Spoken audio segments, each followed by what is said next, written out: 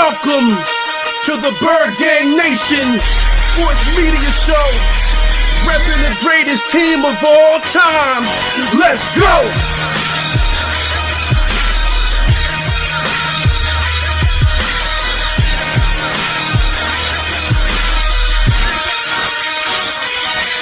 Bird Gang 31, he be the host with the most. We going deep, burning teams. They ain't nothing but toast. It's in your Estes. Sirianni put me in coach, running like Miles Sanders Hill. I bumped my head on the post. Touchdown! Yeah, that's coming. Devontae's crazy route running. Jalen hurting them, throwing lasers to Rager, young gunning. Come on! On the D side, we ride, sack him with Fletcher, lay him out on the stretcher. No one can protect you. Watch Darius lay him, shutting down your routes. Come on! In my green John, eating Philly cheesesteaks. Put up your cups, wings up, if you can relate. Tailgating at the link like Gangsta Stride. To the Bird Gang Nation, that's worldwide.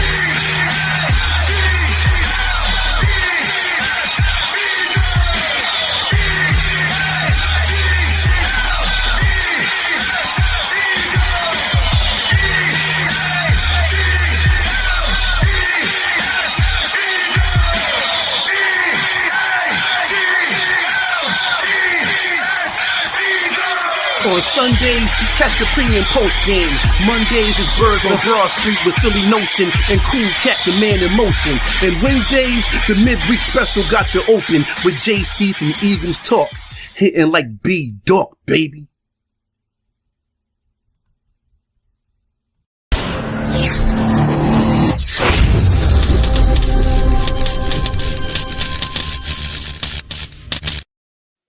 Welcome to another episode of Bird Gang Nation Sports Talk. I'm your host, Bird Gang 31. Today, Nation, we got JD in the house from the Ddrippy Network. How you doing today, my guy?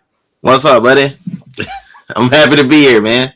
I know, it's been a while, man. I said, I need to get Ddrippy on here. You know what I'm saying? We almost through the whole season, and I ain't did no work with you, my guy. You know what I'm saying? You're over there dropping some fire content and other content over there. You know, go ahead and let everybody know, what you do over there with the Ddrippy Network. So I'm the CEO, but I'm also a host and producer. So most of the shows that you guys see on the network, whenever you see it, it's mostly like Philly Eagles talk. We got some Sixer talk on there as well. Man, we do everything, man. We just love making content. We share one of our hosts and contributors, Miss CARM. We share her song, and she fired, man. So, and I got probably 4 or 5 other fire people over there. Got Prince over there with me as well. We just have fun, man. That's it. We just love to make content. We love watching you guys when we get a chance, man. As long as the shows, but you work you like the hardest working dude in the show business, dog. Like every day I see you going live, I'm like, dude, this dude live again. It's a way to get away from doing so many videos. If you got 3 lives, then it's like, what time? What time do I have to make videos? But I get it. I try to still get those out there for everybody. But yeah, thank you, man. I'll be watching you guys too over there. I'll be watching you guys. Do your thing over there. We try to, man. We try to. And Happy New Year to everybody. Yeah, Happy New Year. We got Nina in the building. So yeah, man, let's talk about the Eagles, man. This video is State of the Eagles now. Since I haven't had you on this year already, I need to know, what was your outlook on the Eagles and how has that changed since the season begun? So I had the Eagles slotted to win 11 games this season. Everybody thought it was crazy. I got a lot of hate mail. Everybody thought I got a lot of hate mail. I'm not even an Eagles fan necessarily. I'm a Steelers fan by nature, but I live outside of Philly, so I had no choice but to my wife is an Eagles fan. Okay, there you go.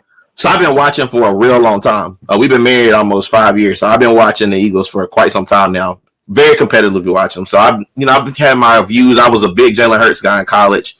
I'm a big college guy. I'm a Clemson guy, but we played Jalen Hurts a couple times, so I was always big on him. I think he's a high character guy, so I always thought the world of Jalen Hurts, and I just figured if he got a real opportunity to show what he could do, they would be very excited to what he could look like, and I think that's what people are seeing this year. I feel good about the Eagles, man. Being honest with you.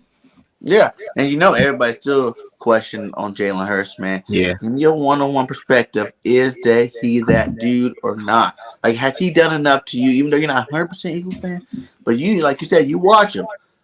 In your opinion, has he done enough to earn next year? Yeah, without like the Eagles having to go out and worry about a quarterback this offseason. Well, first of all, there's nobody in the quarterback. There's nobody to go get. Like, you can't. Russell's not coming here. Aaron Rodgers isn't coming here. So those would be the top ones that you would go get.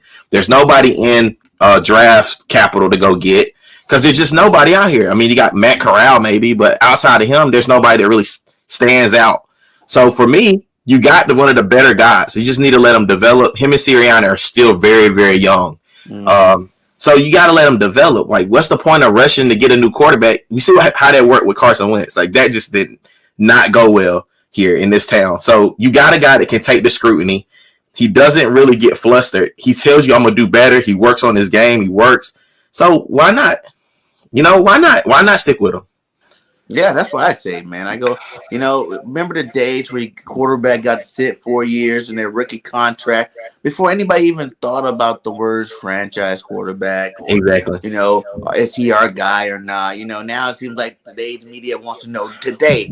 This guy, this first year start, and my biggest gripe about it is like everybody wants to compare him to like all these guys that have been in the league for years. This is his first year starting. First year coordinators, first year head coach, first new system. You know what I'm saying? Like everything's fresh and new. It's like there has to be a time period you give these guys to learn and gel together. I go imagine the Eagles next year, same offense coordinator. It'd be the first time Jalen had it in 5 years. The same scheme where he can actually learn. He's actually got a whole year of film to break down and see how defenses are playing the guy. He only had 4 games last year, and he didn't even get no starting reps until the Saints game. So it's like people are expecting this guy to pull miracles off or something, to be this super elite quarterback. But at the same time, he has nice stats. Like that's added to it. He has wins. He willed our team to a lot of wins this year, and there's some games that we should have won and we could have won. If it's up to Jalen because he did his part and our defense didn't do their part or someone else dropped the ball. Or, we're not going to nitpick and name pick. But I'm just saying, his stats could be even better. Right. And we could have more wins than what we have already if other things were circumstances. You know what I'm saying? So I agree. Jalen's that dude. Fly, Eagles, fly. Okay. Yes, sir. Yes, sir. So what do you think are the strengths of this team, And what do you think, we probably have to work out? So the strengths, I would say, are some of the intangibles that you can't teach a team. They got to like each other. I mean, they generally, most good teams have to like each other. They got to have some type of something that gels them together, that makes them cohesive together. This team has it. I mean, in Jalen Hurts' worst game against the Giants, at the very end, he throws the pass and, Jalen Reagor doesn't catch it. He hangs his head, and you see a very iconic picture that's probably going to go down as a crazy iconic picture with him and Mailata. And Mailata's on his back, got his back. Hey, man, get up. This is going to be all right. In previous years, I've seen the Eagles in turmoil. They don't know who's in charge of the locker room. There's just shit going on all over the place. It's just a madhouse. But this team, even though they have a young quarterback, they found a leader. And I think that may be actually better than finding this franchise quarterback that everybody keeps wanting, this generational talent. Because generational talent doesn't necessarily win you championships. Generational, Aaron Rodgers is a generational talent. He has 1 Super Bowl. That doesn't mean anything. Look at these guys. I don't think Tom Brady's the most physically gifted quarterback that we've ever seen. I think he's the most physically gifted leader that we've ever seen. He can find people. He knows how to run his system. He knows it better than anybody. It's like Michael Jordan. He learned how to run the triangle better than anybody.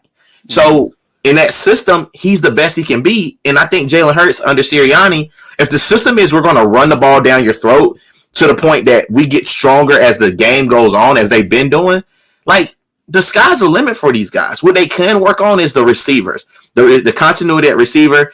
First of all, Smith is going to get bigger and stronger. He has no choice. He's going to get stronger. Right now, they push him off the line. They kind of jam him. And sometimes they push him out of bounds. So even if he gets by him, he can't catch the ball because he can't be the first person to touch it. So in his case, he's going to get stronger. Jalen Reagor is still relatively young. Everybody picks on him, but he's still relatively young. He's 2 years in the league. Look at a lot of these. Years old. He's 23, but I mean, most of those years he spent at Texas Christian. So, he was at TCU, and he's not playing some of the top, top grade, talent especially at corner. So he's gonna take a learning curve. You also got a speed guy in Watkins. Watkins is a speed guy. All you got to do, like, he's like a Nick. Right now, he reminds me of Hartman. You can use him in multiple different ways, like Kansas City does, and Sirianni's smart enough to do it. Goddard is also a talent that he's got to get used to everything because they drop a lot of balls that should be caught. Like it's a lot of it. They put a lot of it on Jalen Hurts, but he literally sometimes he hits them in the hands with it. Don't what you can ask for this guy. He was 14 of 19 last week with 5 drops or 4 drops from his receivers. He would have been 19 for 19. Facts. He makes the game. They simplify the game for him, and that's fine. I get it. He also hit some deep ones on you. So a lot of people say he doesn't have the arm talent. Okay, cool. That's fine. But I know a guy that they can't sack him when they come for him sometimes. So I'll take Jalen Hurts almost any day of the week, especially when we look around the league. It's the legal backups right now. Facts. You're just dropping facts right now, man. Those are some big points that I like to, let my audience know about, man. This guy has rookie and first year, second year receivers, man. Like even Devontae Smith, as awesome as he is, he still has a lot to learn himself. How to break man coverages, how to find the open spots, how to do things at a higher level than what he's doing it at. And then Quez Watkins, Rager, both of these guys had no off season last year. You know what I'm saying? I think Rager was even hurt the first part of the year. And then you had Quez wasn't really making any kind of noise until the end of the season last year. And then he had guys like Hightower, Fulgham, all these guys ahead of him. So he was down the depth chart, like you can't compare that to guys like Tom Brady who got Evans and Godwin and Brown, you know what I'm saying? Kyler Murray, got Hopkins, Green, and Kirk and more, like you said over there, you got Kels and freaking Hartman and freaking Tyreek Hill and all these guys. Like those are a lot better receivers than what this guy has. I even break it all the way down to even look at the scout team. He got a first year DC. You think he's actually getting a real scout team, like as if that was a veteran coach putting a veteran defense scout team together. You know what I'm saying? Like there's a lot of things that people will be nitpicking Jalen about that I do not like. You know what I'm saying? Like these guys, like you guys are like, it's a bias, standpoint that you're looking at. You're not really being logical about what's going on here. Like you said, you add up all those drops. You add up all those touchdowns that were like receivers stepping out of bounds. This guy has top NFL stats this year just from what he's done already. You know what I'm saying? I'm not saying change anything else except for the catches, and this guy's got elite stats. And like people look at that too. How do you feel about this? A lot of people are like, yeah, but the top quarterbacks got like 4,000 yards throwing, but I go, okay, but how many rushing yards do they have? Jalen's a dual threat. You know what I'm saying? Yeah. So when you say dual threat quarterback, they act like just because he's a dual threat quarterback, he's not really a pure quarterback. I go, the league is full of dual threat quarterbacks now. That's a new trending era is to get yourself a dual threat quarterback, so you should be happy you have it. It helps your run game out. It helps your pass game out. And you look at Jalen, he's a little bit over 3,000 yards, plus he has like almost close to 1,000 yards rushing, which if you add the numbers together, you're looking at 4,000. Yes, 4,000. Whether you threw it or you ran it through it, it's still 4,000 yards. You can't cut it any other way. He still got 28 touchdowns, regardless if it was rushing touchdowns or passing touchdowns. Still touchdowns produced by your quarterback on your offense. How do you feel about that?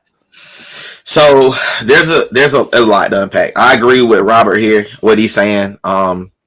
Listen, you can't really get around with it. The numbers don't lie. It's hard to rush for 1,000 yards as a running back. And it's definitely harder to rush for it as a quarterback. When there's guys literally coming for you every play, you're having to. Normally when he runs, he's running from a linebacker or someone that's in pursuit of him. He's just not taking off. Yeah.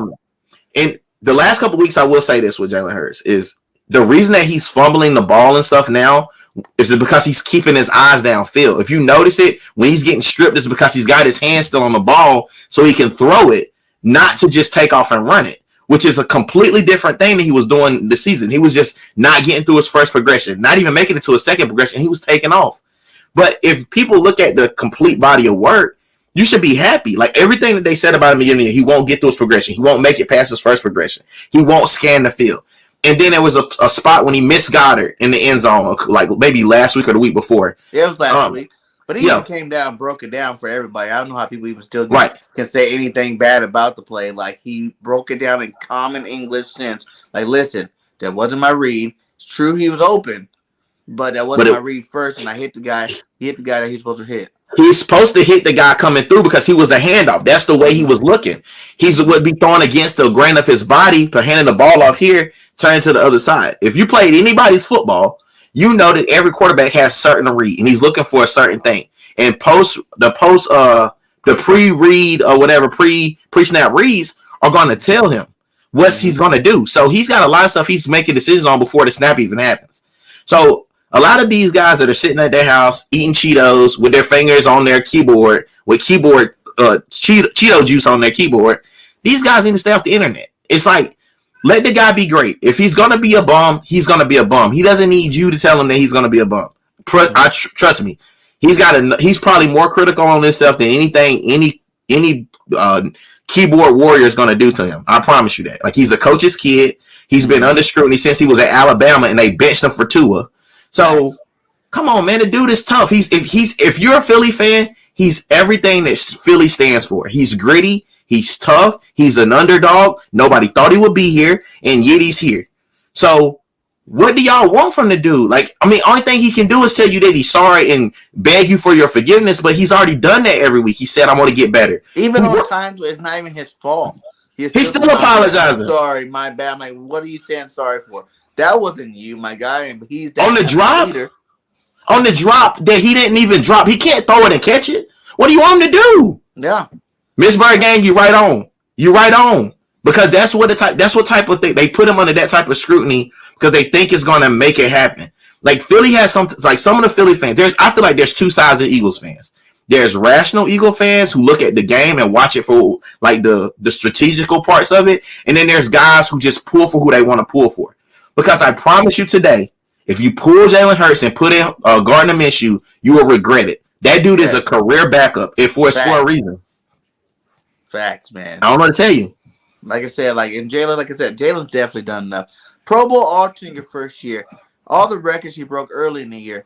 The record he just broke, most rushing touchdowns by any quarterback on our team. And we had Donovan McNabb. We had Michael Vick. You know, we had Carson. We had, like, a lot of mobile quarterbacks come through the ranks. Randall, Cunningham, Vick, all these guys, you know. And he's number one his first year starting. Like, if he's setting tones his first year, what do you expect year 2, year 3, you know, after he learns how to read defenses better, after he learns his progression, after he masters the offense down, you got a lot better player coming your way, you know. I got a question for you, Bird Gang. I know this is your show, but I got a question for you. I like these questions, my guy. So check this out.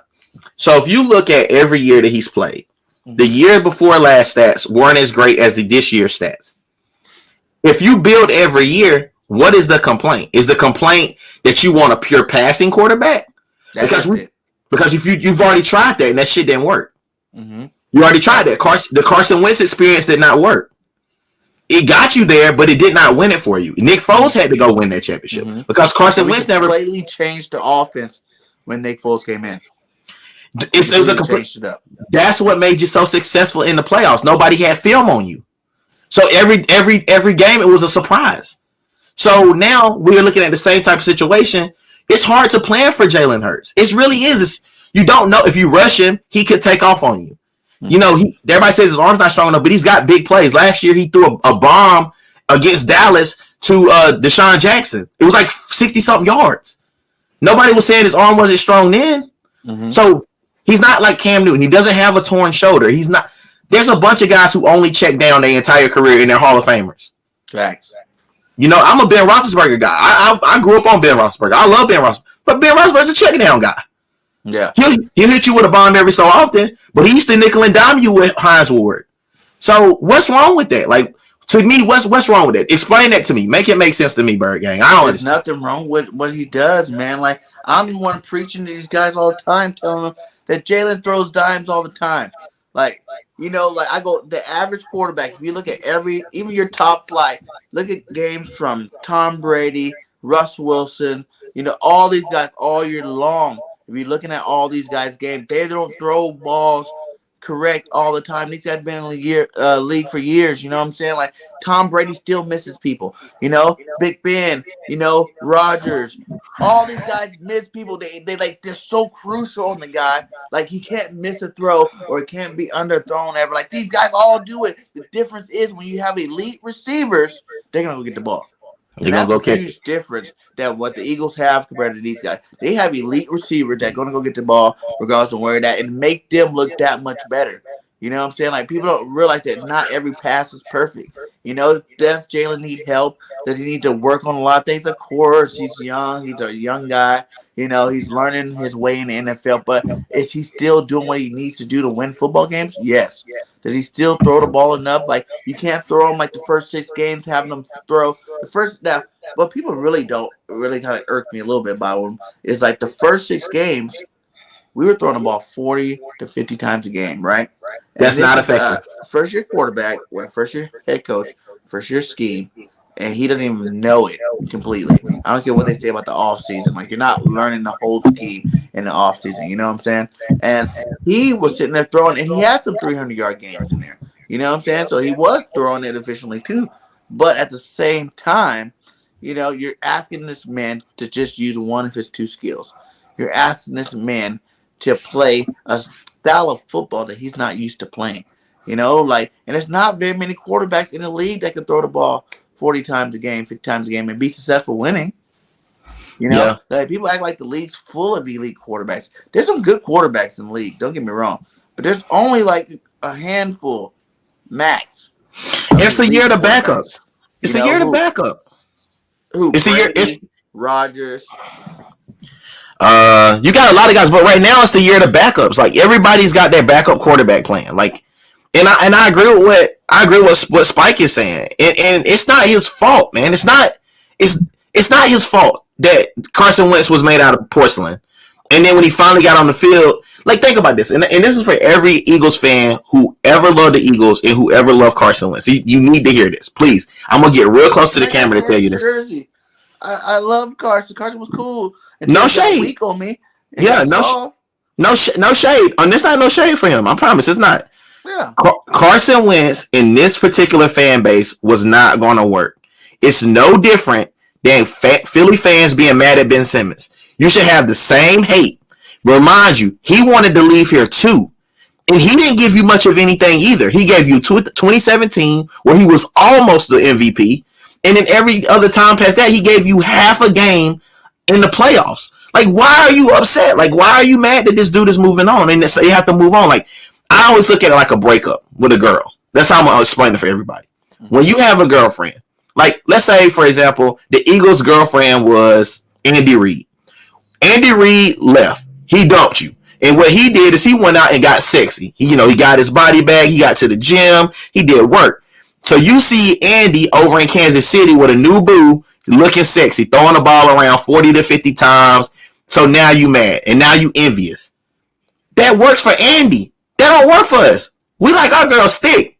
Our girls a little meat on their bones. You know what I'm saying? So you got to look at it like that. Throwing 40, 50 times is not going to win you the game. Running the ball 40 or 50 times is going to win it because you got an offensive line that's elite. Offensive line is elite. You don't find too many centers that can move like Jason Kelce. He's beating the damn running back down the field. Like, you don't see that. Facts. And even to further your point there, it's like, like Jalen Hurts never did nothing to Carson Wentz, my guy. Like, that's what everybody keeps going. Like, he ran out. The Eagles made a perfect business decision. Carson wanted to get paid, right? Everybody's like, oh, we need to pay Carson. He wants to get paid. We paid the man 30 racks a year. I mean, 30 million a year, And you expect us to still spend another 10, 15 on a backup quarterback like Chase Daniels, Nick Foles, what was the other one we had? Sudfield. No, McLeod. McCown. Yeah. You know what I'm saying? Like, after we gave him the bag, that was no more money for the quarterback position. We went and we didn't go grab one in the first round. We got him a weapon in the first round. We got him a receiver. first round pick was spot on a receiver for Carson Wentz. Right. You know, and then we went the smart route and got Jalen Hurts. Runner up in the Heisman. He's still there in the second round.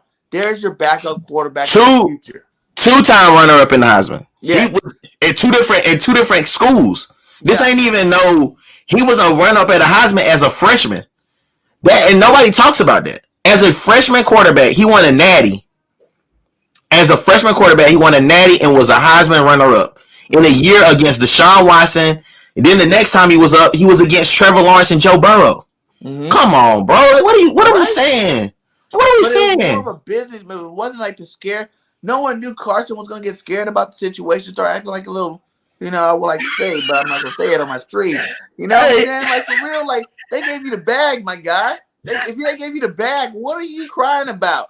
You can bring up whatever. You give me $40 million a year, $30 million a year. I don't care who you sign. You can sign all these guys to hold my clipboard. You know what I'm saying? Yeah. You want to bring Rodgers in to hold the clipboard. You want to bring whoever in to hold the clipboard. Do your job. I don't care. You gave me my money, and that's all I really cared about. Now I'm going to go out there and perform. Every year since that Super Bowl year, Carson tried to win the MVP and the Super Bowl on every single throw he threw. And that's why his stats went downhill. And we went into that whole pass-happy offense that Dougie P ran himself out. You know what I'm saying? No team in the National Football year. Look at the Chiefs this year. They started the year trying to pass the ball. It took to them to start running the ball first. It was a laugh. Up your pass, my guy. Like, it's that simple. You ain't got to have no world-beating running backs on your team. You just got to run the ball. That's it.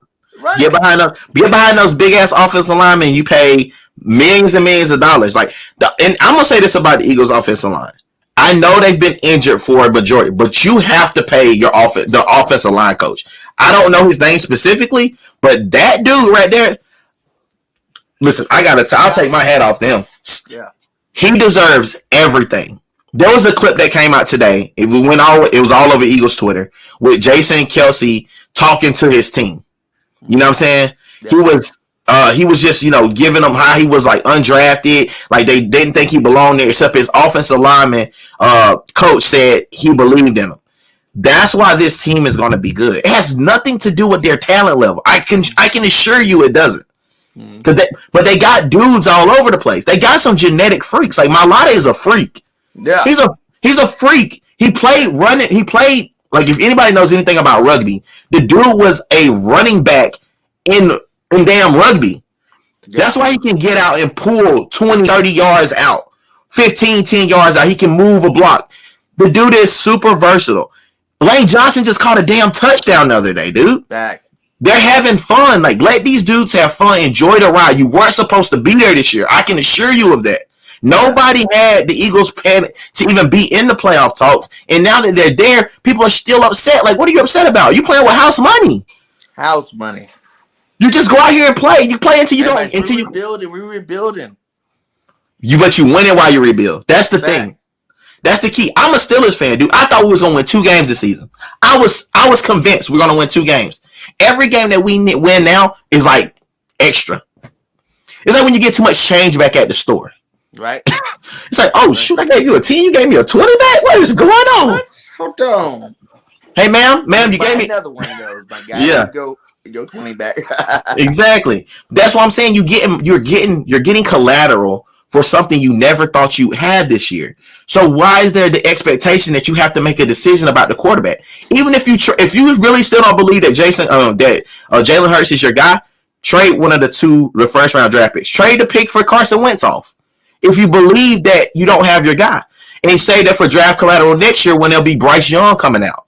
If you believe he's not the guy, but I can assure you, if you work with Jalen Hurts for another year, he will not come back looking the same because he doesn't have that mentality to stay the same. No. He wants to get better. He wants to make the city proud. A lot of people like he still looks the same as did to week 1. I'm like, really? Are we watching the same football games? Because last I checked, you guys were crying about him not staying in the pocket. And he's won 2 games with his arm. Who cares about the talent level? Oh, you can say it was a Washington and New York. Who cares? There are 2 games with his arm. The man only rushed for 7 yards last game. You know what I'm saying? Like, that was not him running around. That's him standing in the pocket, hitting targets where he need to hit. Now, the stats weren't all world beating or nothing, but he still did what you guys want. Like, he is learning how to stay in the pocket a little bit longer, how to read the thing. It really comes with the whole offense gelling more. You know, these guys are getting comfortable with each other. Like you said, they're giving them more time. You know, Jalen's not getting pressured as much as he did at the beginning of the season. You know, people don't realize when we lost Sayamala, Brooks, those like back-to-back weeks, you know what I'm saying? Then you had a young Landon in there. Landon now is great. Landon then wasn't so great, you know what I'm saying? He was the first one to come out every single press conference and say, you know, I got a lot of learning to do. You know, I thought it was going to be this way. It's not this way. I'm trying, you know, you give me some more time and I'm going to be better. And he has. He's gotten better, but everything's a progression. You know, the coaches sucked. You know, everybody wanted to fire Sirianni after week 6. But now everybody's like, Sirianni's that dude, you know what I'm saying? He's doing his thing. He's out of the doghouse. Woo-hoo. You know, the flower has sprouted. The flower has grown. A little bush. The roots. We got a little bush going, you know.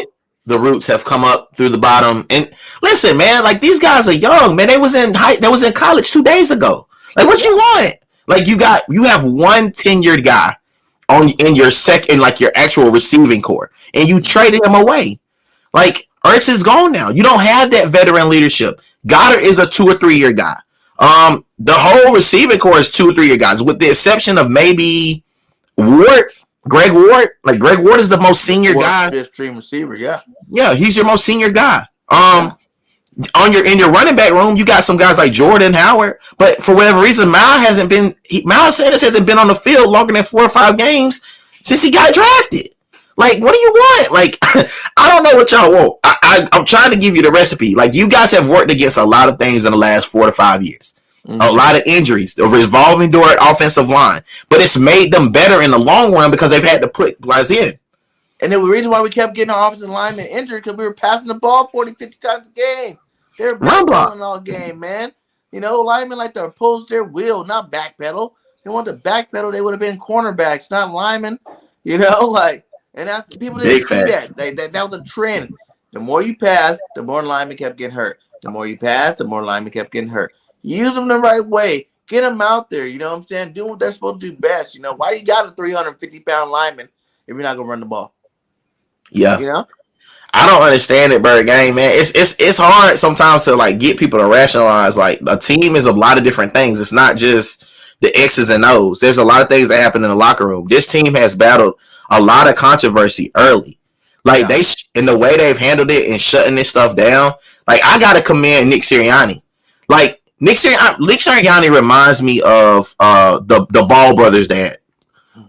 He is so eccentric and he does such crazy stuff that it takes your mind off the team and what you want to really ask him about the team, because the shirts are so loud and they just speak whatever that you start asking about the shirts. You don't ask about, well, why is Jalen Hurts struggling? Why is this? Why that? They're not asking. They're asking about this damn shirt. That's what they're asking him about. He's no different than LeVar Ball when he's making these crazy outlandish statements. The Suns never have to say anything because they too busy talking about the Pops. Right. Like, Nick Sirianni is doing exactly what he's supposed to do at this age. He'd rather keep the heat on him than on his quarterback or Jalen Reagor or whoever else is the guy that they want to come at for that particular week. They tried to trade Jalen Hurts after week 1 and week 2, or after week 3, really. We need to trade him. Okay. How about this? Did you think you'd be making it in the playoffs or you'd be in the 7th seed already and all you have to do is win out to get your spot? Right. That's it. You just got to win. But Dallas probably isn't going to play their guys. I'm going to be real with you. Because they're going to see you again probably the next week. So that makes no sense for them to play their guys. And why even told people, like, imagine if we did win out these last 2 games. That's a 10-win season. When the last time the Eagles had a 10-win season? 17? When we won the Super Bowl. 17?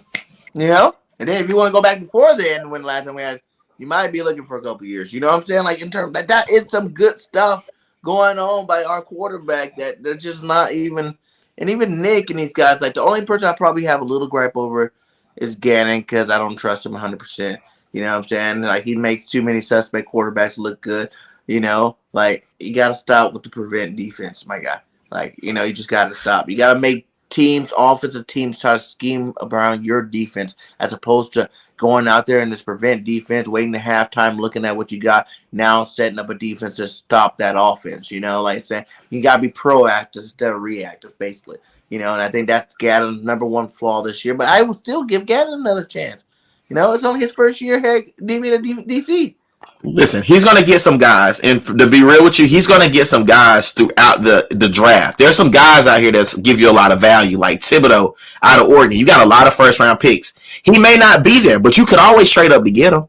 The Eagles haven't had a decent linebacker. I mean, they had Jordan Hicks, and you see how Jordan Hicks is doing with the Cardinals, but they haven't had a really, really good linebacker since Trotter, I think. Exactly. Like, if I remember, like a legit, like, that guy. He's the guy at linebacker. They've always kind of had some really decent safeties and corners. They've had some guys. D-Dog is my favorite player of all time, and he's played at Clemson, so that's why he's my number one guy. But you know, they've had some guys, they've had some dudes, so they just got to get back. They got to get in the draft room. They got to stop. Now you don't need to look for a quarterback. You kind of know that who you got. Go get you some defensive guys to shore up the defense. Go get you some guys in some of these skill positions that you need. You don't need a tight end. You got two tight ends really. Because the backup tight end is actually a stupid athlete. He missed a pass the other day, but he had to go up and get it. So he's a freak athlete. So watch out for them two tight ends. He got worked into the offense yet. And then Jack Stoll was doing good until he got injured. You know what I'm saying? Now he was definitely doing his part as a tight end as well. You know what I'm saying? Let's look at some of these free agents here. And let's play you be the GM like, that's the wrong one. Where did that come from? Is Cool Cat in my background? Something happened here. Sorry, 1 second. We got some technical difficulties. We good. I ain't got my glasses on, so you know your boy be. Yeah, let me look at the TV then. Okay, so look, we're going to start out with Harris. Do you think Harris played good enough football this year to re-sign him for extension? I wouldn't. Not him. And for me, I would say I would give Harris a 2-year extension. You know, we can let him go because he has played some good ball recently. The first half of the season wasn't so great, but he's definitely gotten better over the last couple of games. You know what I'm saying? So I would give him a 2-year deal if I had the opportunity to get Harris back. You know, we need a good safety, and like McLeod only got so many more years too. Now, would I draft the safety? Of course I would. You know what I'm saying? Like you said, straight up for Thibodeau, I say we need to go up there and get Hamilton. You know what I'm saying? That is a good safety. That's not a bad pick. Draft. What about Stingley? Stingley? Yeah, Stingley out of LSU, because Stingley can play corner and he can play safety. That's true, too. But he a Swiss Army knife. Cornerback room, like, what do you feel about the cornerback room in terms of... We're going to get to him, too, because he's on this list, too. Steven Nelson, 2 down. I like Steven. Would you bring Nelson back? Yeah, of course. Exactly. So if you bring Nelson back, we got McPherson back there. You got... You still got Kayvon Wallace at safety back too. There or whatever his name is. You got there was another guy we picked up in the Zach Ertz trade. Oh yeah, he gonna be stopped. But you still got Kayvon. You still got Kayvon Wallace too, and he's young, but he's been injured, so he will be able to come in and do something at safety as well. So I mean, you got some young guys, you know, especially with the cornerbacks. Like those guys you're not hearing on the field this year, but I feel like they're practicing. Jacoby Stevens, linebacker, safety. You know, and I don't know about you, but every post game, I see Jacoby walk back to that locker room. That fool look like he on swole. You know what I'm saying? He'd be like, "Yeah, welcome back. Yeah. Wait till I get on the field. I'm gonna go out there and do some things." He said Gowan. This guy. So Spike says Gowan, and he's also talking about Thibodeau. Oh, Jabo, man, I lost a lot of respect for Jabo after the way they got beat up the other day, man. They got straight handled. Like Georgia made them boys look like they ain't even deserve to be on the field. Like it was. Hutchinson had a decent game. Decent is not. Listen, in those games you got to show out. Yeah. Hey, them games you got to show out. Like you seen the Kobe Dean and them flying around. Jordan Davis now that's a guy I would go get. I go get Big Jordan Davis to help out Fletcher Cox and be the next guy up to help out Hargraves because you know Hargraves is a little younger. Dean from Georgia. The Kobe Dean, like I'm all right. He got the same last name as your boy. I'm down with it. I'll take it. That guy's a beast. Either him or Harris from Alabama. One of those linebackers in the first round you need to go bring to the Eagles. You know, that's what I'm all about there. Let's see who else we got. Barnett. We let him play his 5th-year option now. Have you seen enough from Barnett this year to keep him?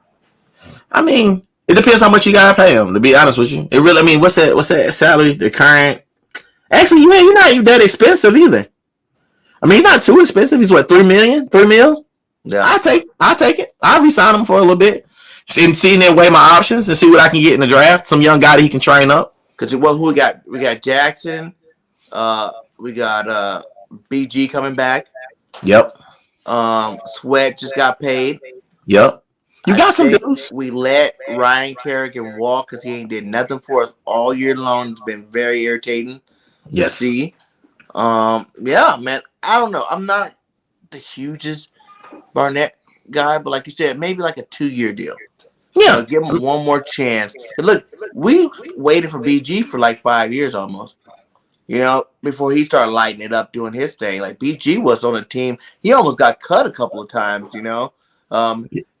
It was a scheme, yes. Some of the time it was scheme position, but a lot of time it's just he wasn't making plays, So maybe we need to give Barnett a couple more years. He did make a play in the Super Bowl to help us win a Super Bowl. Maybe we give him a couple more years to see if he can grow to be that guy. He makes plays. Like his problem is the penalties coming at the most inopportune times ever. And it's like he keeps getting them every year. It's like the wrong time penalty. The wrong time penalty. It's like he over pursues, and then he can't it's like he's like a junkyard dog a little bit. Like he got so much testosterone going that he really can't stop it. And it's like he like you said, he'll do it in the most unopportune time, like when you really need to get a stop. Like the game against Brady. A couple of those games we could have won. Like the game against Brady. Against the Brady, remember the Brady play? Yeah. They about to get the ball back. Jalen Hurts had just went down and scored twice. They wouldn't have stopped Jalen Hurts. He got hot. What was it third and 15 or something? Third and 15, and he goes out and gets the damn personal foul. Automatic first down. I'm just as frustrated as you guys, man. I'm being real. Horrible timing. I like Barnett. I still like Barnett. He crazy as hell, but I like him. Yeah. So I'll give Barnett another 2 years in there. We already talked about Nelson Kerrigan. We said never. He's not getting signed for no money. I don't care if he wants to come back and play for free. Let him walk. Get him out here. Because we don't do good when we get division rival players on our team for some reason. It just doesn't work out for us. Yeah, it's weird. Let's see who we got. McLeod. There you go. We just talked about safety. What are you thinking about McLeod? Are you resigning him for like a year or two? Yeah, McLeod. Him walk in free agency. He is one of the leaders of our defense. I mean, you don't let guys like that go. I mean, you just don't. Like it's a point of loyalty too. A lot of these times with these guys, like once they've been here for a while, like Slade, now he's ingrained into the culture of Philly. Like you can't let that guy go. Like I really wasn't a big fan of the Malcolm Jenkins trade either. I wasn't at all. Like I wasn't a fan of that. Like I don't see raising these guys up in the Eagles system and making them like a cornerstone in the city, and then you just see him play for he don't even look right playing in New Orleans, bro. It don't look right. Like I'm used to seeing him in the Eagles green. Like I don't want to see him. So let McLeod stay and finish out as an Eagle, man. Why not? Why not?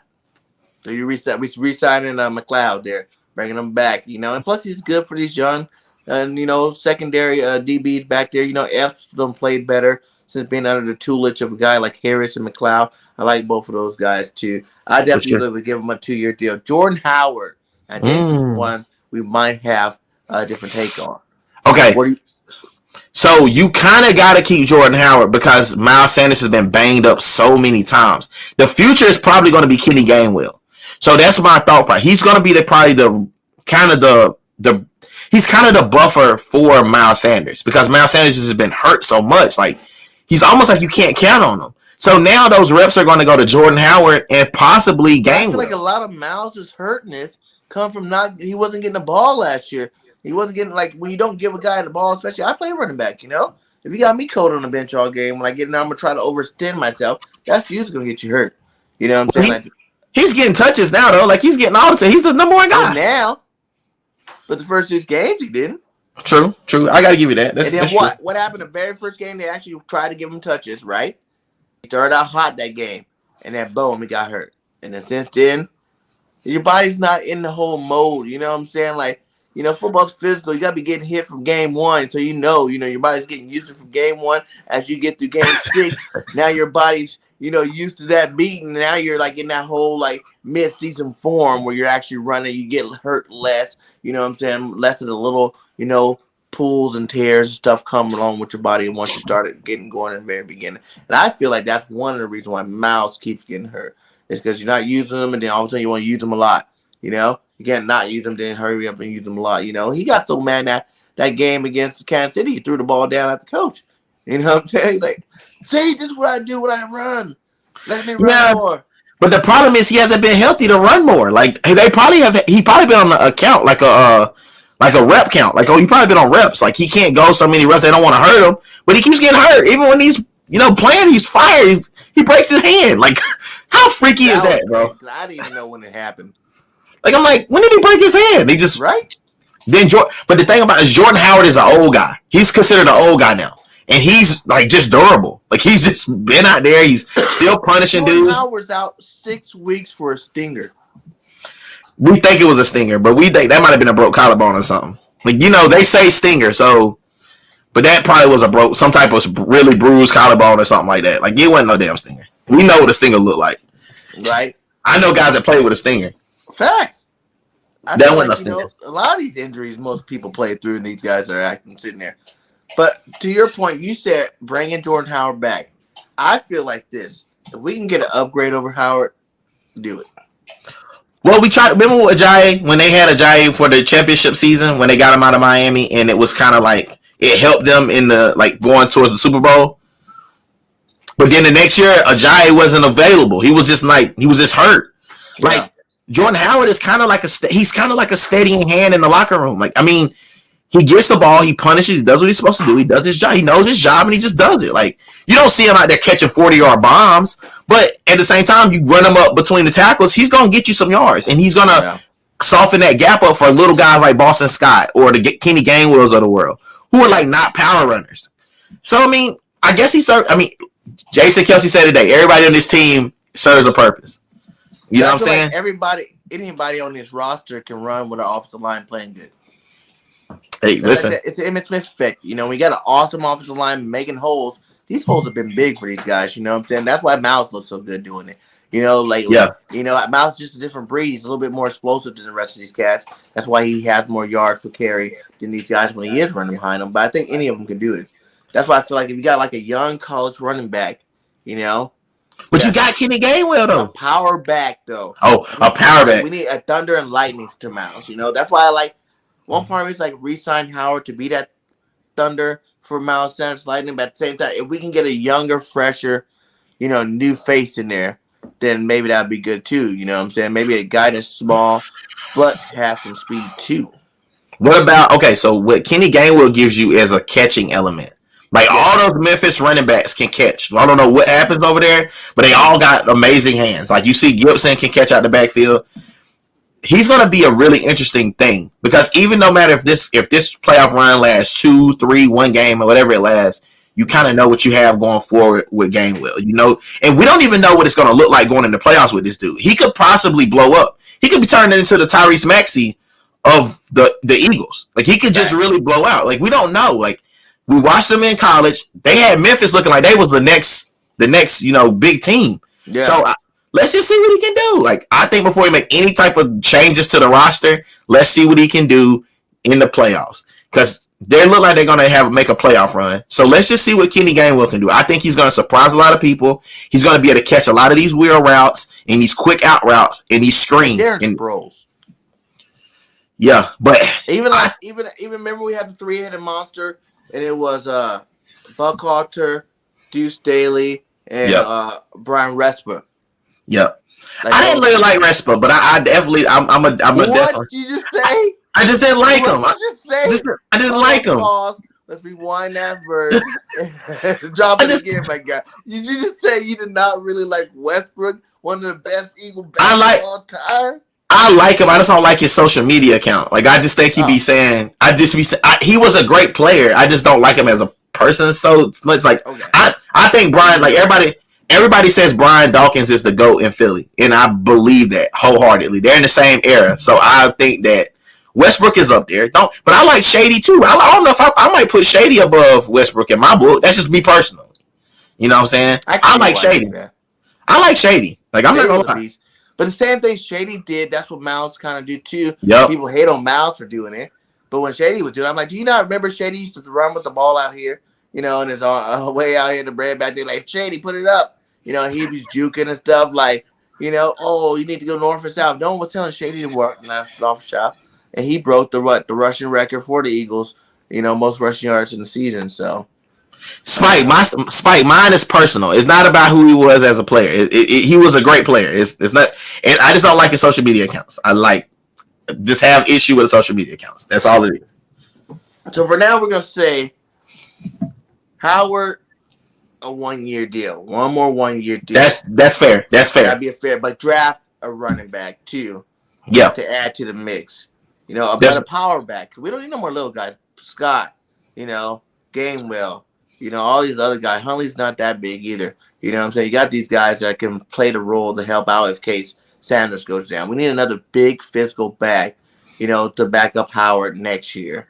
They're not making them replace Howard. There's not a lot of those in college right now, though. Like, the last one we really saw is he's playing for the Colts. You know, Jonathan Taylor is an abusive back, man. That he's big, he's nasty, he's got big legs. He's a problem, man. And I don't know if they're making him like that anymore. I think the closest thing to him was Sermon, and he went out to the 49ers. Yeah. Well, Robinson Jr. is not that big, huh? Nah, he's actually short. Like, he's small. He's not from He's not huge, but he's not Derrick Henry. You know what I'm saying? No. He ain't King Henry, so that ain't. The only one close to King Henry, I think, is Najee. Najee's big, but oh boy, I'm telling you, Jonathan Taylor is a lot. Him and AJ Dillon from Green Bay. Yes, see, they both are low. Pull AJ, you know, because they keep Jones again. AJ might want to get his role. You know, bring a guy like Dillon over. Like, listen, he's on my leave Aaron Rodgers where he at. Leave Aaron Rodgers. You don't need Aaron Rodgers. Let Aaron Rodgers go where he gonna go. I think he might go to Pittsburgh. I'm kind of hoping for it. You know what I'm saying? I'm hoping he come help us out. But if not, man, like, I go get AJ Dillon. I think he's worth a pretty good penny to go get him. A nice little penny for sure. Yeah, he can do it. Who we got next here? We got Rashawn Ridgeway. People think Cox, this is his last season. First, are you one of those people? I don't think. I mean, it depends what this season ends up being. If they can make a push in the playoffs, I think he stays. I think he will. I think he'll stay and, you know, do some toolage for Hargraves, and, you know, maybe they go and just at a productive standpoint. Well, you also got to remember they don't let him rush that much either anymore. He's doing a whole lot of hands up trying to block passes. They're not letting them really rush like that. I mean, and on the top of that, because Hargraves is out, he's getting doubled a lot still.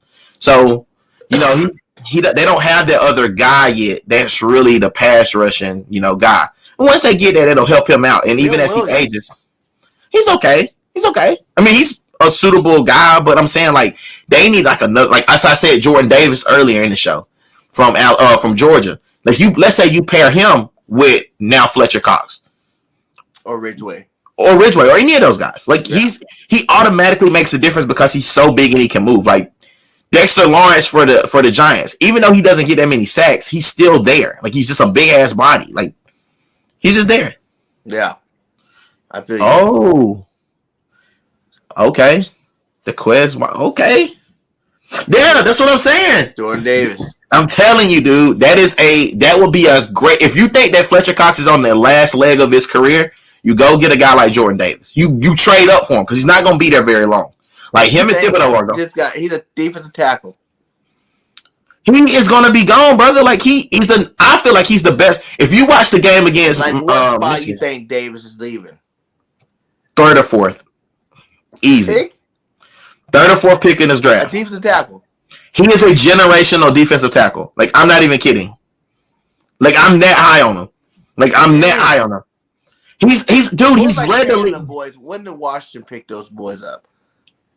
They fighting now. Look, they fighting now. Yeah, but I'm trying to think how high they were drafted. They were pretty good too. They were up in the top. I mean, but you got to think there was a lot of quarterbacks that came out with them too. Normally it's a quarterback, but this year it's quarterback. Like, really, the quarterbacks were trash. Yeah. There's nobody like. So you got to reach for him anyway. Let him reach. Shit, let him reach. You go get that damn defensive tackle. That's gonna be a stud. Like that. Go get the defensive tackle. Go get Thibodeau. But Thibodeau's gone, dog. A pass rusher like that, he gone. Probably. If it depends who got first pick. Like if it's the Lions, the way that they coach is,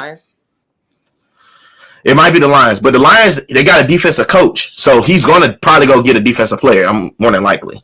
He's going to get Thibodeau. Thibodeau's going to be gone. Yeah, he's going to be gone. He's not all 3 first-round picks probably get that high. Yeah, so worth it. No one's really worth it, I don't think.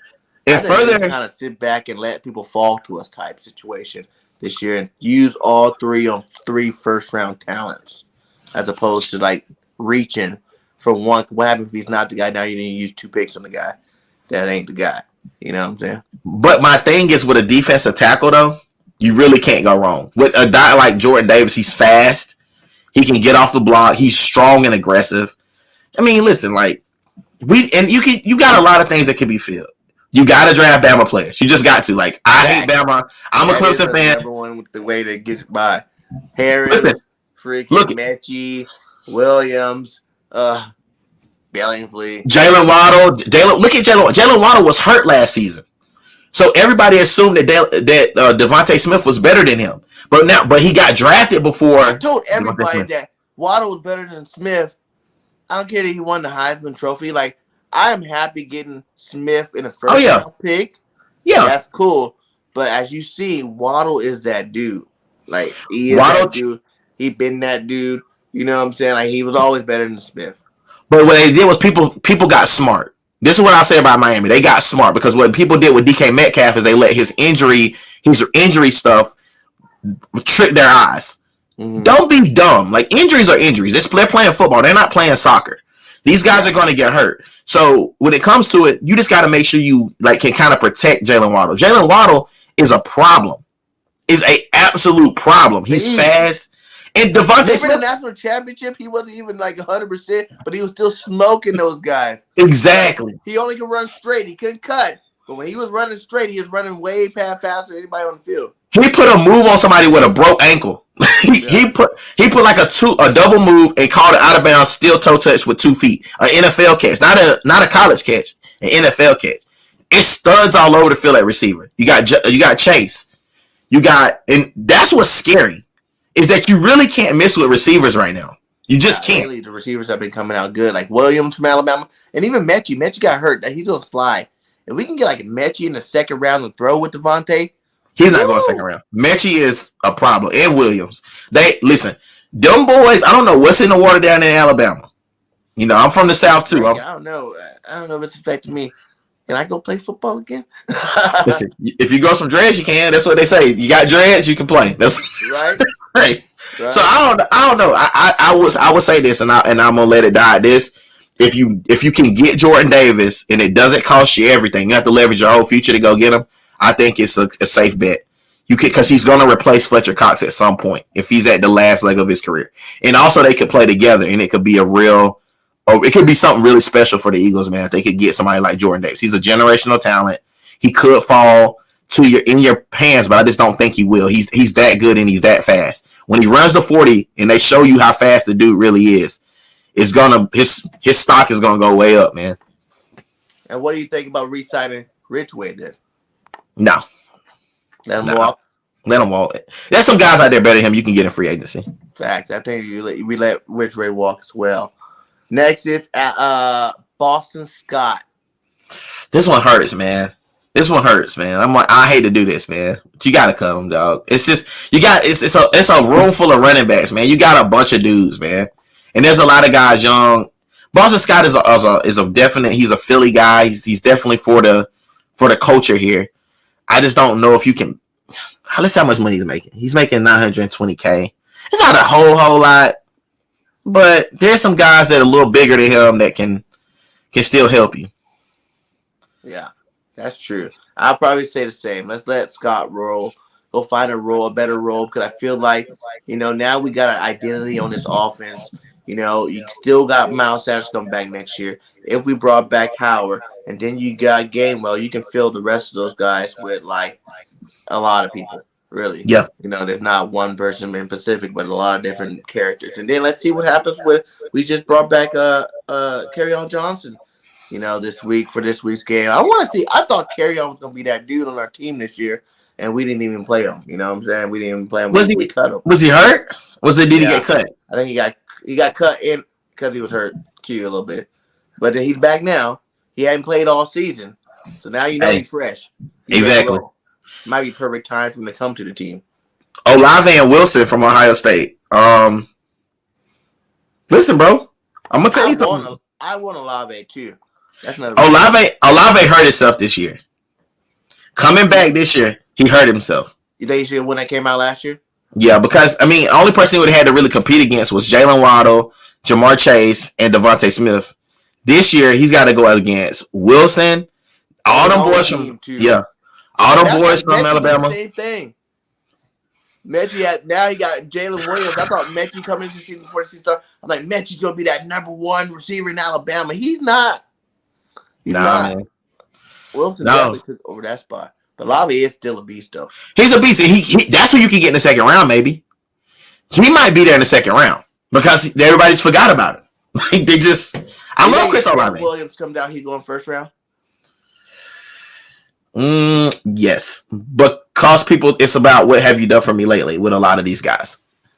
That's like the whole I get it, man. I'm not hating on the dude. I'm just saying. But he's not. The first game, he cost us the game against the Giants by fumbling it. Do you not remember that? So he's not much of a giant killer anymore. I mean, he's technically a giant killer. I got to give it to him. He is, and I don't want to be rude because this is a good network right here. But you could get a bunch of Boston Scots, bro. There's a bunch of those guys. There's a guy probably running around Northeast Philly right now that can probably do the Boston Scots. It's a cat. Playground, coach. Yeah, he's like my son's height. He's like 7 or something. Like, I know, Miss Bird Gang. I get it. I don't want to lose him neither. But you got to pay that dude. So you don't want to pay him what he's asking for, and you don't know if he's going to get used. Get a veteran minimum. Yeah, you don't know how much minutes because he may not play at all next season, depending on how good Gainwell and everybody else is. So you might just be paying him to sit. Yeah, like you can't do that first half of the season. Listen, he's an expensive paperweight at that point. Yeah. So Scott's not coming back. Next, we got Alex Singleton, the linebacker. Has Alex done enough this year to bring Singleton back to the team? I like him. I think he flies around. I don't think he's the guy, of course, but I feel like if the Eagles went and, like I said, got a Dean, a Harris, you can keep a Singleton and an Edwards, and now you got a good receiving core. Oh, that linebacker core. Yeah. But if we don't go get one of them young, new age, freaking tall, big, physical, fast linebackers and bring this linebacking core, then you gotta let them go and spend some big money on a trade or something like that and get somebody that's already involved in the league. Listen, I don't disagree. Disagree. So Singleton would matter. You have to wait till like the draft before you actually said if you want to re-sign Singleton or not. You know what I'm saying? I mean, what do we get out of the draft first? And then that'll help me decide if I'm going to bring Singleton back. Hey, Miss Bird ain't making some points. Listen, I don't like Bama neither. Like, I'm a Clemson fan, so we've been battling with them for years. I do not like Alabama, but I have to respect them boys. They come in the league and they do work. They show out. They do work, and there's nothing you can take. Like, they've had previous MVPs in the NFL. They got some guys who just shaking the league up. I don't want them to be good. I want them to suck because I want to be able to beat them. But they just, it's something down there in that water, man. That Tuscaloosa, they got something in the water. Something in the water. What up, Eagles landed? So we are not bringing. Well, like I said, that's to be continued for me in terms of Singleton. You can wait till training camp before you make that decision. Greg Ward, not touching it. Leaving him off the roster. No, I'm not touching it because it's too touchy and he's like a fan favorite for people. He's got a lot of. Those are the ones we want to touch on. I can't touch it. I refuse to because I'm not getting. Say it straight up. No more Ward. With him. I don't want to get Eagles Twitter. Replace him with like a Mechie or like a Drake from USC. My guy, go get Kenyon Drake. Bring him from USC to the team. And now we got enough receivers. So we already got too many right now. We got enough developing receivers, and I think we need to go out and grab one of these veteran receivers in free agency. So that's just going to push Ward out of there. So I talk for you on that one. You're not talking for me. You're not. No. Don't speak for me. I'm staying off of it because I like Ward. I think that you need those vet type of guys that have been here that's got that Philly grit. I don't know if I pay him, but I do like if he'll take a minimum, then maybe I let him stay on the squad. I let him retire as an Eagle. Practice squad. Auburn, is that War Eagle? Auburn? Okay, Miss Bird gang, I feel you. War Eagle for real. Okay, Tiger, Auburn. I'm all right. I'm a Clemson Tiger. You know what I'm saying? So I'm down with you. I want you to win. The Tiger family. Yeah, I want you to win. We are the same bird with the same cat. Tight end Jason Kroom. We can let him go. Yeah, that's not even close. We could probably fly through these right here. Jannard Avery, linebacker. He's actually been playing better football these last 3 games. He's been putting pressure on quarterbacks. What are we doing with him? Nah, I'm not signing him. No Avery? Nah. Because I want your boy. I want Nakobe Dean. So in order to get Nakobe Dean, he got to go. Andre Chancellor. I don't really even know who he is. No, he can go. Nate Herbert, though. Nate played some football for us this year. I give him a go.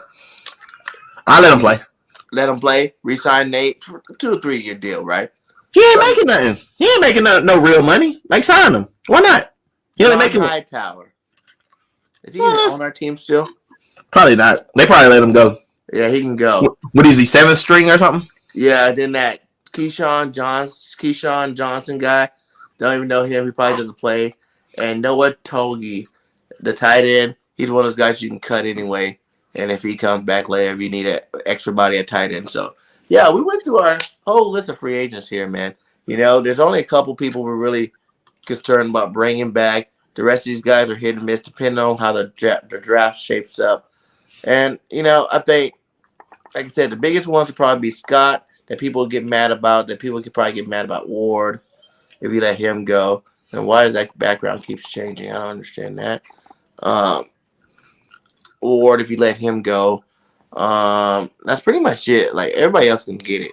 You know, like I said, I'm on the fence about Howard. I feel like we need to get a younger, newer age, but you said there's not too many big backs in the draft either. So you can shop, but you can shop around though. Like, that's the one thing about this is the offseason just started. So they're gonna be releasing guys and picking guys up. Listen, Adrian Peterson's been on 14 different damn teams at this point. He get picked up by anybody. A 1 in a million running back. True. I mean, trust me, I get it. I'm not arguing that. These running backs get moved around so much more than the other positions. It's just like it's like fantasy football. Like, you know how fantasy gets at the end of the season. People running backs start going down. You start picking up guys off the waiver wire. Yeah, it's never even thought of. Yeah, like who would have thought that Atlanta's Cordell Patterson would be what he's doing right now? That's the next show. I am doing a free agent thing, but that is a free agent I am very interested in getting because he covers 2 positions. He helps you in your run game. And he helps you in your receiving game, too. But once you get him hot in that run game, then he starts making catches. And he's super fast. Atlanta won't let him go. They'll be dumb if they don't sign him to something long term. You think so? Yeah, because, who they got? They still got Pitts. But he's not a running back. Ridley. He's not a running back. Mike Davis is 150 years old. So you go out and you pick up a free agent running back, I guess, for them. You get rid of Davis and you keep Cordell Patterson. He's had a breakout year. You don't let him go. Like, I don't give a crap what you say. And you can't. It's just too much. It's too many things. It's too many variables. Because what he probably did was just revitalize his career. You know what I'm saying? Like, what? You let him go. Why? Why? Why not? I remember game 1. I'm like, why is he even back at running back? What's he doing? You know what I'm saying? Like, what are you doing now? He's like one of the lead rushers in the league. You know, playing running back. So yeah, I get it. I get it. He says win means nothing when Alabama jumps on them like a trampoline, right? I think Listen. I lost money in the first Georgia-Alabama game because I thought Georgia was that much better and they got their butts whooped. So never bet against Bama. Yeah, that's just this guy's just good. It's a known fact, and in this time because Okay, so we follow on our network. We follow the lines. So my guy Jumanji Bets, he calls me on the phone. He said, "Bro, it's gonna be close games." I said, "Dude, there's no way these games are close. They're gonna be both of them gonna be blowouts. You're gonna be able to turn the TV off and go get you some food." All right. So you think this game's gonna be a blowout? I think Bama, because Georgia is going to get pressure on Bryce Young, but the problem is they got dudes all over the field. They got dudes all over the field, so like you can get pressure. But you see yesterday he was gonna throw a pass and he just flipped it out to the running back for like 60-some yards. Like they different. Like Nick Saban is different, and he doesn't lose very much to his assistants because he's smarter than them. So it's kind of like when Bill Belichick's guys go up against Bill Belichick. You just can't beat your daddy. You just can't beat him. Can't beat your daddy. So it's gonna be losing to Andy Reid so much. Can't beat your daddy. What's gonna happen? Replace him with these guys that ain't him. Hey, he definitely been winning us. We need to beat the Chiefs next year for sure. You can't beat your daddy. What other part we have? So we would have went over to free agency playoffs, my guy. How confident are you that the Eagles will clinch this week? Tomorrow, actually. I'm very confident. The Washington can't even get through a game without fighting each other. So I'm not really worried about them. Like I don't understand how those guys aren't suspended for a game or so for fighting each other on the sideline, but that just shows you what type of like Charlie Foxtrot they got going over there. They just everything's all over the place. They're fighting each other. They don't have a name for the team. The quarterback is like the 14th. If the Eagles don't beat them this week, we got some real serious problems, bro. Like it's something seriously needs to be done. And I know everybody will say, "Well, that's what Eagles do. They lose games they're supposed to win." I don't believe they lose this game because of what it means for their season and what it means for everything they've been working for all year. I think they take care of business. I think that the Washington football team is extremely beat up. Their morale is down. And this is where you just kick them. It's like when you kick a hurt dog. Destroyed. Time to put that last nail in the coffin. Boom! Like we did to the Giants. You know? Put it in. We're done with you. It's only the Cowboys and Eagles from here on out. And that's next week. We got them Cowboys, and we're going to lay it to them, too, as well. I'll be there. And then, you going to the game? I'll be at the Cowboys Eagles, man. I got it for Christmas. My wife got me tickets. Woo! Everybody been talking about getting tickets for the game and birthday. Listen to this. I didn't need some tickets for the game.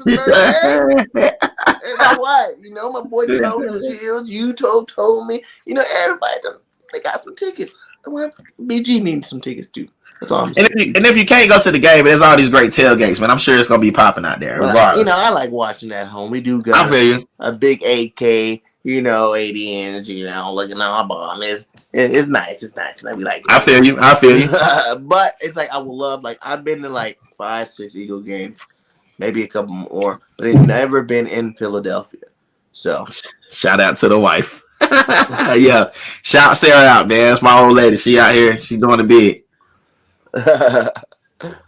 But yeah, so and then we need what? The Niners to win. And who else did we need to win? It was the Niners to win and Minnesota to lose to the Packers. Well, that looking real because Kirk Cousins is out, so that's looking really, really good. But they were saying like it's gonna be 0 degrees. Doesn't matter what it is. Throwing the ball anyway. That's a game for Cook. They still got a guy like Cook to be running the ball.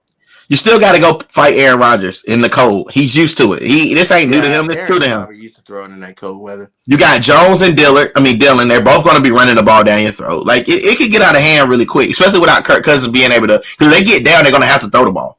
Now they're going to know without Kirk Cousins, they're just going to attack the run and stop Cooks, so they can target a player, and then that'd be a wrap. Unless that backup, what's his name, Manning? Unless he can have a game of his life. What's his name? Manning. You didn't even know. Like it doesn't matter.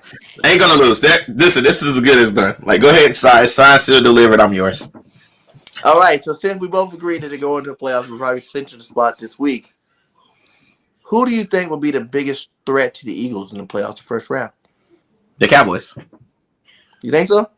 Yeah, because the Cowboys are gonna rest. They're gonna rest week 18. They have nothing to lose. If they win, it's good. If they lose, it's good. Like it doesn't matter what happens. So they'll be resting. Hopefully, Nick Sirianni can come up with some completely bogus damn game plan, and they don't have to show them what they would possibly do against them in real life. That's what would be great. In a perfect world, that would work out for the Eagles. But Clinch this week, are you sitting them for the Cowboys game, knowing that you're going to play them in the first round of the playoffs anyway? That was another point, Bird Gang. I'm glad you brought that up, because if you can clinch this week, you don't have to worry about that. You can play a scrub bowl on the 18th week. That shouldn't even be there. Cool, Jack Carter. What up, my guy? You could legitimately do that. You could go out and you could play a game. Because I'm one of those guys too. I worry about if you sit your starters. You've seen it happen before. Yeah. Teams sit their starters the last week of the season and they come out flat in the playoffs because they lost all their momentum. Well, I mean, you could also lose a key player as well, though. Like, there's a caveat to that. You could lose like your big guy playing that Week 18 game when nobody's really playing hard anymore. They're just trying to get to the playoff. So let's say you put out like Jalen Hurts in Week 18. This way you let Gardner Minshew play. You go storm in the Nick Sirianni office, say you want to start. Okay, my dog, you start against the Dallas Cowboys. Show us what you got. Or if you know the Cowboys are sitting, you let Jalen go in the first half, put up some points to make sure you win the game, and then sit him the second half, let Gardner Minshew play. I don't even think you need to do that. I think you let Gardner. If Gardner Minshew had, I want 10 games. I said the floor was 10-7. The ceiling was 13-4. I need to be right. Listen, and a lot of people are like that. A lot of people are like, I just want to be right. But I think sometimes being right and being safe are different things. They don't always equal up to the same. I think the eight's not that bad for first year anyway. Or just think about it. You still going to the playoffs, and now you didn't give them any film on you, like what you could possibly do next week against them. It'll be different if they weren't going to be who you would play the next week. But you're going to see them 2 weeks in a row. And you don't want to give them anything. Like, I would let Gardner Minshew had the balls to come in the Nick Sirianni office and say, I want the starting job. You say, if you Nick Sirianni, say, hey, man, you came in my office and said you want a starting job. Go earn it. Go earn it. The 8 week, we'll be playing with a bunch of backups. So we'll see what you got. Exactly. Sit him for his ankle. A more ankle rest there for the playoff stretch. You don't even let him talk. He get vocal rest too, like a singer. You don't even let him talk. He write everything on the board. No, you. He's in sweatpants and tank top for the game with the clipboard. Two jackets. He don't even get no clipboard. I don't want to hurt his wrist. You just put him out there with a jacket. Howard play. Yes, Howard plays. Boston plays. I'll just start Gainwell. The Gainwell is your start, my guy. I wouldn't start Gainwell because you don't know what Gainwell can be in the playoffs. They don't have enough film on Gainwell. Gainwell is a wild card for sure because you can put him in the slot too. So you don't know what you can do with him. Like Gainwell is Hurts. You're not playing. What about your starting line? No, none of them play. I don't give a shit if we lose. If that's the point, I don't play nobody. I don't want him to get no film. Jason Kelce does not. He does not play the game at all. He doesn't hike a ball. Lane Johnson, they rest. Mailata, he rests. All of them rest. Goddard rests. The only person in the wide receiver core that plays is Greg Ward and JJ Arcega-Whiteside with 45 great blocks this whole season. And maybe you could put in there. I don't know. Just throw somebody in there. Now, I don't know if I let Quiz, because Quiz is my third. He's my slot receiver, so I don't even know if I do that. I'm playing with a skeleton crew. I'm gonna be honest with you. Jackson at tight end. No, I'm playing. The young bull. Yeah. He'll play because I want him to get reps. That's when you get your reps in. And if play Slay sitting, big plays not. He don't even go to the game, bro. You stay at home. You chill. You and Miss Jennifer sit at home. Y'all relax. McLeod. Harris, relax. Nelson. Them old dudes, relax. Y'all go relax. A guy like what's his name? Maddox. Okay, I'm perplexed about Maddox because Maddox can give you some games where he can play like you be like, damn, that's Maddox. He playing like a stud, and in some games you be like, there go Maddox, playing like his normal self. So I don't know. And Rager does need the rest, but he also will hurt you if he lose because he still is your kick returner. He still plays a lot of plays where he can potentially get hurt. He takes a chance on the punt return, or he goes and gets a ball that bounce. Like, it's just too many things that can happen through a game when there's guys that don't really get to play. They're trying to prove themselves. And if you're going half speed, that's when you get hurt. That's it. Let the second string play, and just whatever the chips fall, they fall. Like, you know what I'm saying? You could go in knowing that you got a strong week of practice coming up to go to Dallas to have to play this game. Like a second bye even for these guys. Week 14, play a couple games, get another bye. Now you're well rested. We got 4 games left. Let's go hit it. Why not?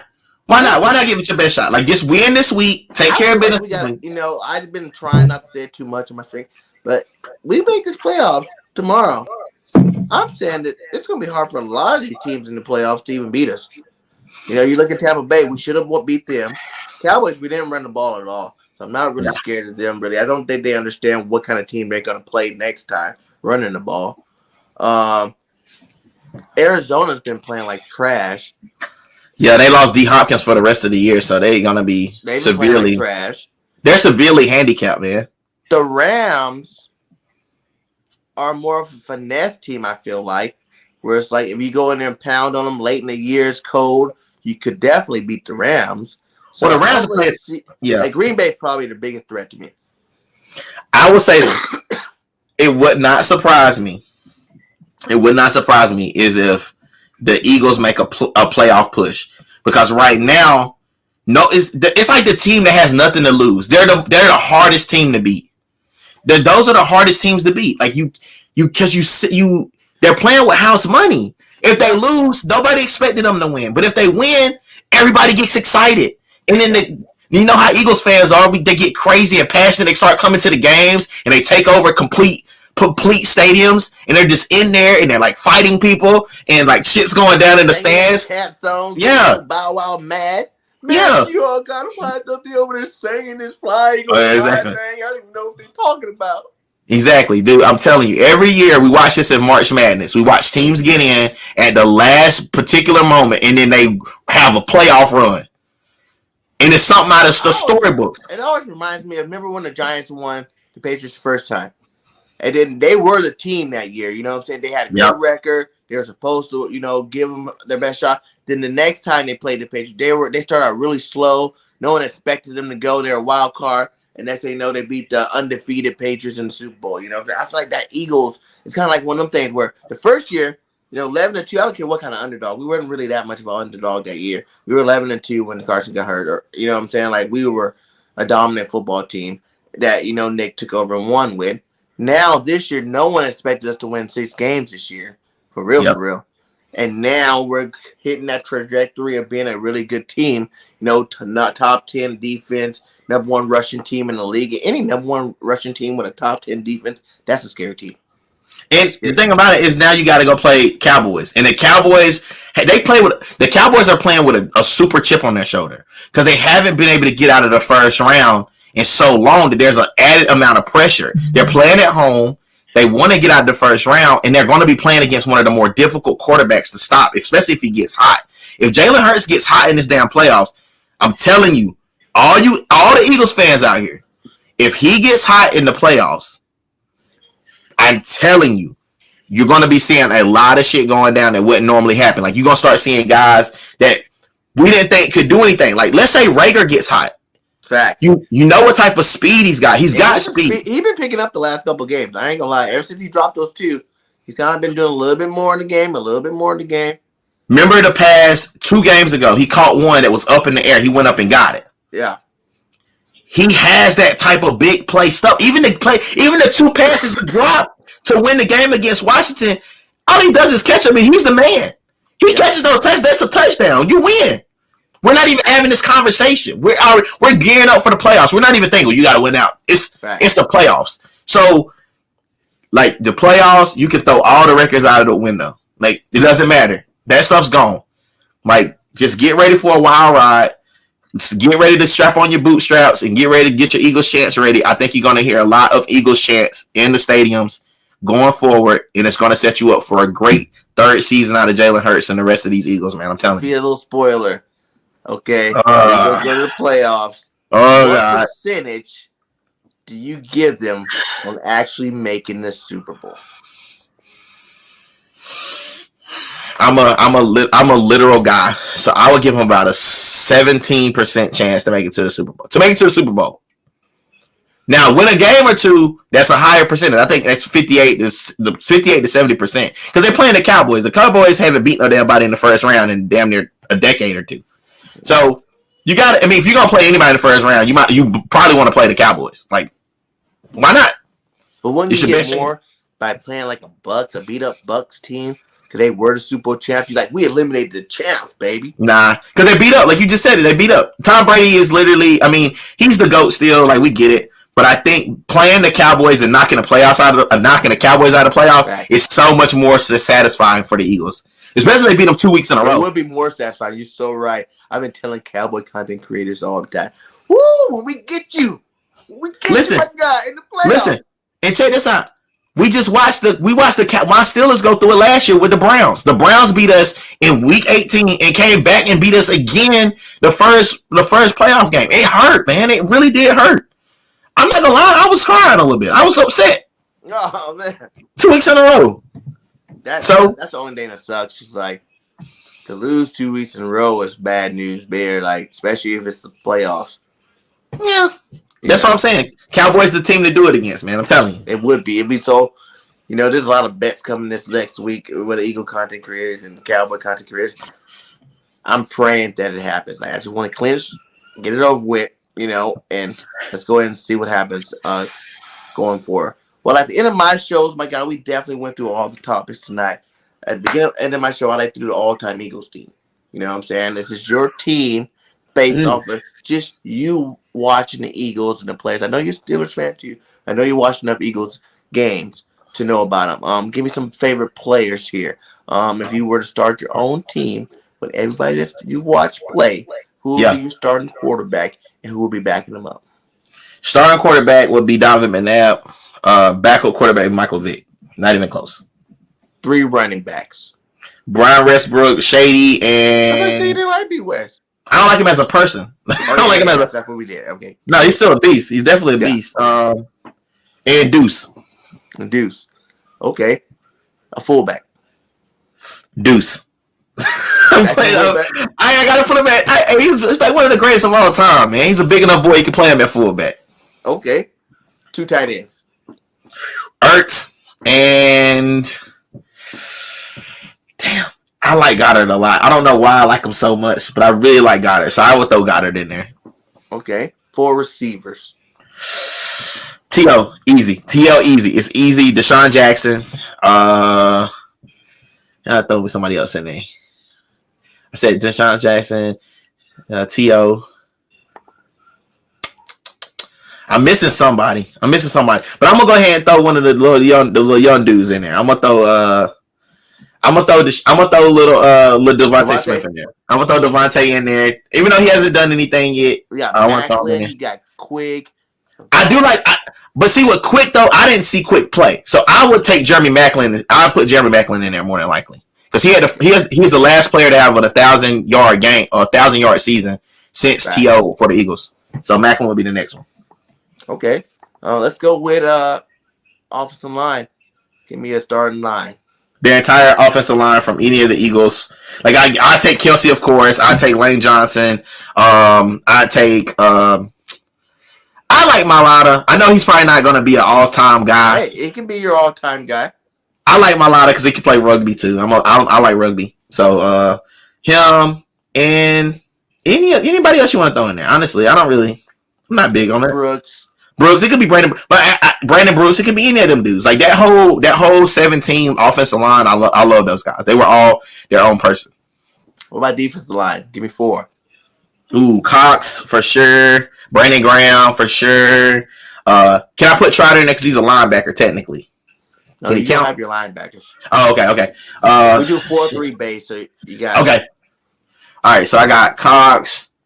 Oh, I'm missing a big. Now they didn't have Reggie White. No, we did. Oh yeah, Reggie White would definitely be one of my guys. So what you said? Reggie White, Cox, BG. Yep. And need one more. Damn, you making it hard for your boy, man. I throw out some names for you. Throw me somebody. Okay, I'm gonna throw out some names. Give me a lifeline. You can go Hargraves. He's new. Nah.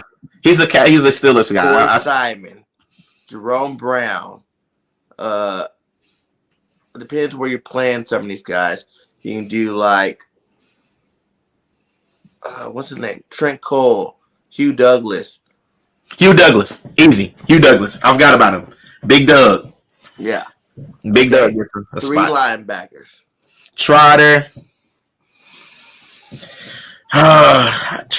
Hicks. I like Hicks still. I know he didn't play that good there, but I like Hicks. And then I don't really know that many linebackers. That's what's my problem with the Eagles. They don't never. I mean, since Trotter, it's been a big gap.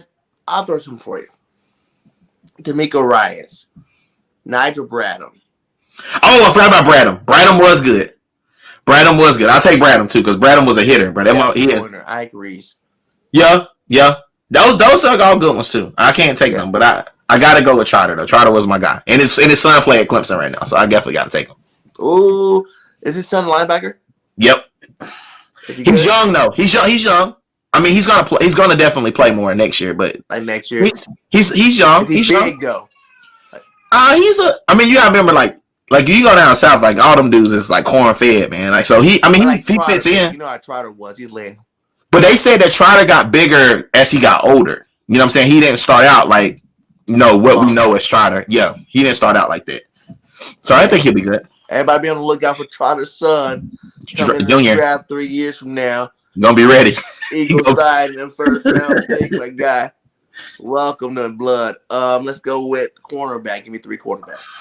Corner. Slay. This should be an easy one because you can literally name like Slay, Nelson. Hell no, you did not put Nelson on your all-time team. Dude, he played for the Steelers. I'm taking Nelson, dude. Like, I'm taking Nelson. I left off Hargraves for that very reason. Like, I'm taking Nelson, dude. I'm taking Nelson. Wow. Nelson. It's my team. Like, listen, I got Lito Shepherd. Who's that? Lito Shepherd? I take Shepherd. Dante Samuels, Eric Allen, freaking.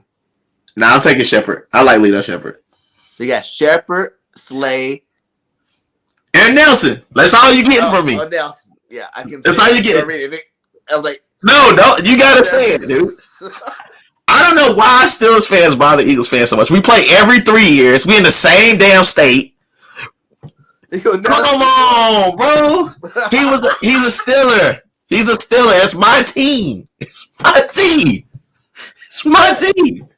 Nelson, Slay, and Lito Shepherd. That's your guys. Those are my guys. This is my guys. 3 safeties. I'm only picking one. Period. The GOAT. I'm only picking one. I don't need nobody else. You're not gonna throw in? Nope. I'm only taking the GOAT.